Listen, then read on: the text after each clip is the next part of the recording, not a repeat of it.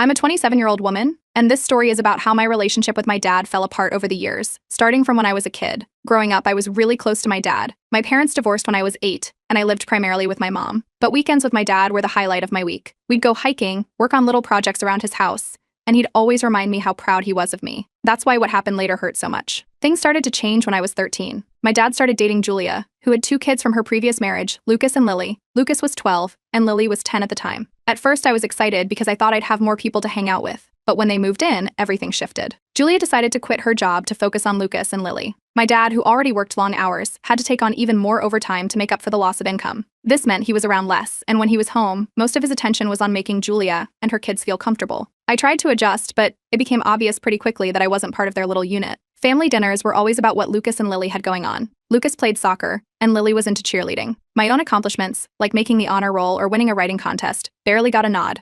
Vacations were planned around their schedules, and I started feeling like an afterthought. I remember one summer when I wanted to visit my grandparents, but Julia insisted we take a trip to the beach because Lucas had never seen the ocean. I guess whose plans got canceled? High school was when things went from bad to worse. My dad had promised me a college fund, something he'd been saving for since I was little. It wasn't going to cover everything, but it was supposed to help a lot. Then, during my junior year, my mom told me that fund had been used to pay for Lucas's private school tuition. Apparently, Lucas had some trouble adjusting to public school, and Julia had convinced my dad that he needed a better environment. I didn't hear about this from my dad, by the way. My mom was the one who broke the news. When I confronted my dad, he said Lucas needed it more and assured me we'd figure something out for my college. But that never happened. My mom ended up taking out loans to help me, while my dad barely contributed, claiming he was tight on money. It was around this time that my dad missed my high school graduation. Lily had a cheerleading competition the same day, and Julia convinced him that Lily's event was more important because her whole team was depending on her. I remember sitting in the auditorium, looking out at the crowd, and not seeing him there. He didn't even call until the next day, and when he did, he acted like it wasn't a big deal. By the time I went to college, I'd stopped visiting my dad's house regularly. Every time I went over, it felt like I was intruding.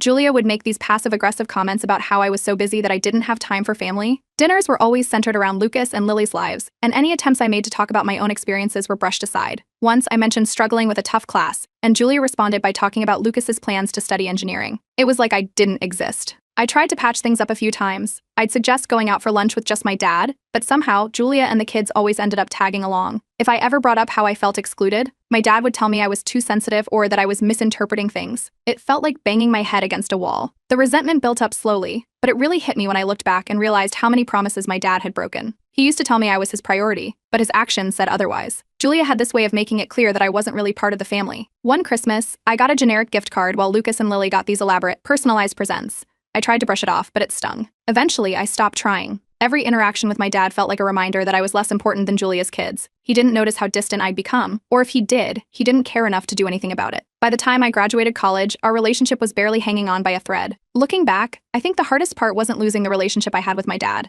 It was realizing that he didn't see anything wrong with how things had turned out. He genuinely believed he was being fair, even when his actions showed otherwise. And Julia? She always made sure I knew where I stood in their family, on the outside looking in. This was just the beginning of the story. Things got even messier in the years that followed, but I'll get to that in the next update. Update 1. After college, my relationship with my dad had already dwindled to the occasional text or holiday card, but I was still holding on to a sliver of hope that things could change. That hope took a major hit when I found out about his 50th birthday party, through photos on social media. It wasn't just a casual dinner or something low-key. It was a huge, extravagant event, complete with decorations, catered food, and what looked like a live band. Julia, Lucas, and Lily were all there, along with plenty of extended family members. I wasn't. I called my dad to ask why I hadn't been invited. At first, he tried to brush it off, saying it must have been a mistake. Then he shifted the blame to Julia, claiming she had handled the guest list and must have forgotten to include me. Forgotten? The pictures told a different story. Every detail of the party screamed carefully planned, and yet somehow his own daughter hadn't made the cut. He promised to make it up to me, but I didn't hear from him after that. Not long after, Lily got engaged. Again, I found out about her engagement party through social media. This time, I didn't even bother calling my dad. I knew the drill. He would claim it was a small gathering or say Julia had organized it and forgotten me again. At this point, it felt deliberate, but I didn't have the energy to confront him. The final blow came when I realized I had been removed from the family group chat. I only noticed because a cousin mentioned something about a family barbecue I knew nothing about. When I checked, the chat was gone from my phone. I asked my cousin about it, and they seemed uncomfortable, mumbling something about how Julia had probably cleaned up the chat to make it more manageable. From then on, I found out about family events secondhand or through social media posts. My mom noticed how upset I was and encouraged me to address it directly instead of letting the resentment build. I wasn't sure it would help, but I decided to try one more time. One Saturday, I drove to my dad's house unannounced. Julia answered the door. She looked surprised and said it wasn't a good time because they were in the middle of something. I could hear laughter and voices coming from the backyard, another gathering I hadn't been invited to. She didn't even invite me in. A few days later, I found out through my cousin that my dad had bought Lucas a brand new car for his birthday. This was the same man who had claimed financial struggles when I was in college and could barely contribute to my tuition. The car was a shiny new SUV, the kind you'd expect a parent to give a kid as a reward for something big. Meanwhile, I had been working part-time jobs and taking out loans to make it through school. I started therapy around this time because I felt like I was carrying a weight I couldn't shake off. My therapist helped me unpack a lot of the hurt and confusion I'd been feeling. It became clear that my dad's behavior wasn't just careless, it was a pattern. Every decision he made seemed to prioritize Julia and her kids, while I was an afterthought at best. When I finally worked up the courage to call my dad and confront him about everything, he turned it around on me. He said I was jealous of Lucas and Lily and that I was blowing things out of proportion. It was like talking to a wall. He didn't acknowledge any of the specific examples I gave him, like the missed graduation or the college fund. Instead, he dismissed my concerns as me being too sensitive. I vented to a few close friends who were unanimous in their support. They agreed that my dad's behavior was unacceptable and encouraged me to set boundaries. For the first time, I started thinking about what that might look like. Thanksgiving was the final straw. My dad spent it with Julia's extended family, and once again, I wasn't invited. When I brought it up, he sent a weak apology via text, claiming he hadn't realized I'd feel left out. It was a pattern with him, saying the bare minimum to smooth things over but never making any real effort to change. A few days later, Julia called me. She accused me of causing stress for their family and said I was being unfair to my dad. The audacity of that call was almost laughable. It was clear she wasn't interested in fixing anything, she just wanted me to stop rocking the boat. That's when it hit me. Every effort I'd made to repair the relationship had been one-sided. My dad wasn't interested in rebuilding what we'd lost. He was comfortable with the dynamic as it was, and I was the only one fighting to change it. It was draining, and I couldn't do it anymore. I decided to step back completely. I told myself I wouldn't reach out again unless he showed he was willing to meet me halfway.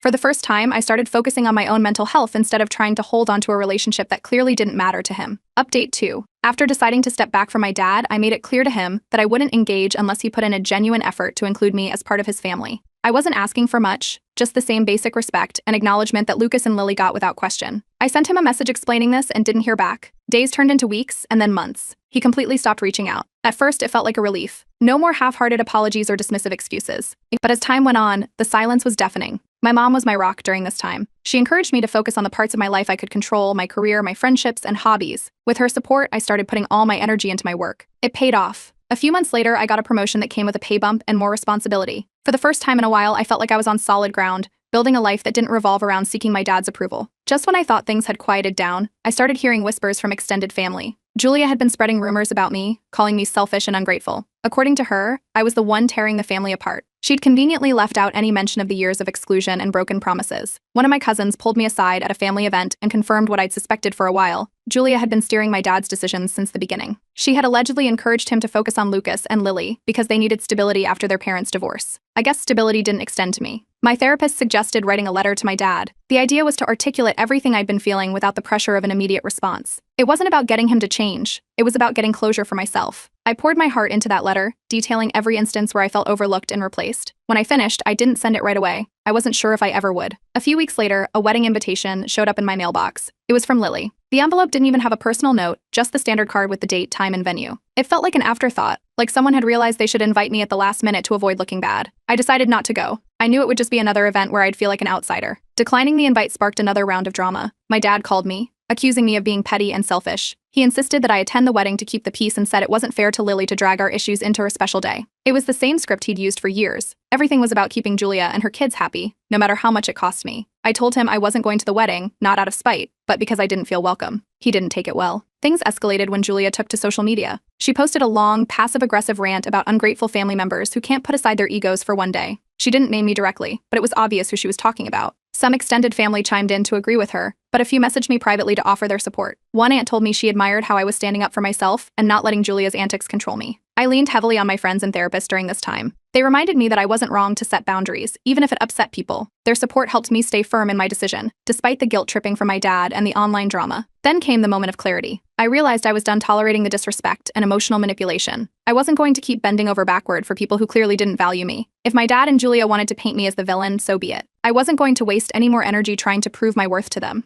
I started preparing for a final confrontation, not out of anger, but because I needed to say my piece once and for all. This time, it wasn't about salvaging the relationship. It was about getting closure and finally putting this chapter behind me. Update 3. I decided it was time for a face-to-face meeting with my dad, without Julia around. I wanted to lay everything out, not for reconciliation, but to get closure. I called him and suggested we meet at a neutral spot, a cafe not far from his house. He agreed, although I could tell he wasn't thrilled about it. When we met, I didn't waste any time. I started with the most glaring issues, the years of being excluded, the broken promises, and the constant favoritism toward Julia's kids. I didn't hold back, detailing every incident that had hurt me. From missing my graduation to using my college fund for Lucas's private school, I listed it all. My dad sat there quietly, but his expression shifted from uncomfortable to defensive as I spoke. When I finished, he leaned back in his chair and said he'd done his best. He claimed it wasn't about replacing me, but about making sure Lucas and Lily felt supported. He blamed Julia's influence for some of the decisions, saying she pushed him to prioritize her kids because they needed stability after their parents' divorce. I pointed out that his choices had destabilized my life, but he brushed it off, saying I had my mom to fall back on. That's when I brought up the financial issues. I asked him how he justified taking my college fund to pay for Lucas's tuition, and then buying Lucas a brand new car years later. His excuse? He thought I was better off with my mom handling my expenses. He said he assumed I wouldn't miss the money because I was smart and hardworking and would figure things out. I couldn't believe how easily he dismissed it, as if it was no big deal. Before I could say anything else, Julia showed up. She must have known about the meeting, because she walked straight to our table and sat down. Without missing a beat, she started accusing me of being ungrateful and selfish. She claimed I was attacking my dad and trying to guilt trip him. It was the same routine I'd seen for years, her swooping in to control the narrative and make herself the victim. At that point, I'd had enough. I stood up, grabbed my bag, and told them both I was done. I wasn't going to sit there and let Julia twist the conversation into another pity party for her and her kids. My dad called after me, but I kept walking. I wasn't going to give them any more of my time or energy. A few days later, I started getting messages from extended family members. Some of them had heard about the meeting and reached out to offer their support. A few even apologized for not stepping in sooner, admitting they'd noticed how I was treated but didn't want to get involved. It was bittersweet. While it felt good to have some validation, it also highlighted how long I'd been dealing with this alone. Then, my dad sent me an ultimatum via text. He told me I needed to accept the family as it is, or risk being cut off completely. It wasn't surprising, but it still stung. I didn't respond. Instead, I made the decision to go no contact with him entirely. I blocked his number and Julia's, as well as Lucas and Lily's. I didn't want any more drama or back and forth. Of course, Julia couldn't leave it alone. She ramped up her social media posts, making vague comments about entitled family members who don't know how to let go of the past. Some extended family joined in, liking and commenting in agreement, but others messaged me privately to say they were on my side. I ignored it all. Engaging would only give her more fuel. Meanwhile, my friends and therapists became my lifeline. They reminded me that cutting ties was a form of self-preservation, not selfishness. I started focusing on my career again, and picked up a new hobby, photography. It became a way to channel my energy into something creative and fulfilling. In one of my therapy sessions, my therapist pointed out how much progress I'd made. She said setting boundaries, even when it's hard, is a sign of growth. For the first time in years, I felt like I was taking control of my own story, instead of letting my dad and Julia dictate it. A few weeks later, I finally decided to send the letter I'd written to my dad. It wasn't about reconciliation. I knew that ship had sailed. The letter was my way of closing the chapter, of saying everything I needed to without expecting a response. I mailed it and didn't look back. That letter marked the end of my emotional investment in the relationship. I wasn't waiting for an apology or hoping for change anymore. I was ready to move forward, with or without my dad. Update 4. After I sent the letter to my dad, I didn't expect a heartfelt reply or any grand gestures, but part of me thought I might at least get a text or an acknowledgement. Nothing came.